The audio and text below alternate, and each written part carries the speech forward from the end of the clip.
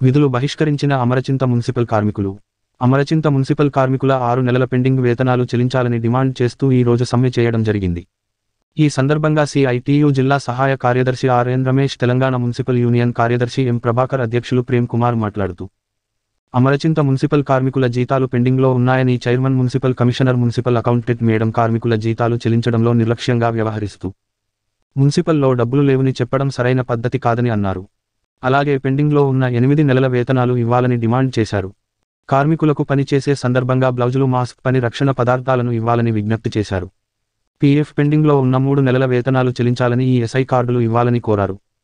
ఈ సమ్మెకు మద్దతుగా తెలంగాణ రైతు సంఘము జిల్లా కోశాధికారి బి వెంకటేష్, తెలంగాణ వ్యవసాయ కార్మిక సంఘము జిల్లా ఉపాధ్యక్షులు ఎస్ అజయ్, ఏఐటియుసి జిల్లా కార్యదర్శి మోష నాయకులు భాస్కర్, శ్యామ్ సుందర్ మద్దతు తెలుపుతూ మాట్లాడడం జరిగింది.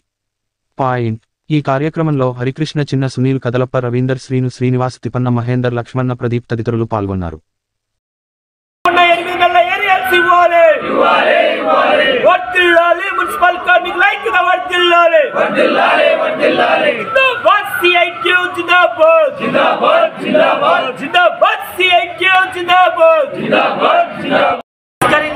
మున్సిపల్ కార్మికుల సమస్యలు పరిష్కరించాలి. ఇవ్వాలి పెండింగ్ లో ఉన్న 6 నెలల వేతనాలు ఇవ్వాలి. పెండింగ్ లో ఉన్న 8 నెలల ఏరియల్స్ ఇవ్వాలి. పెండింగ్ లో ఉన్న ఏరియల్స్ ఇవ్వాలి.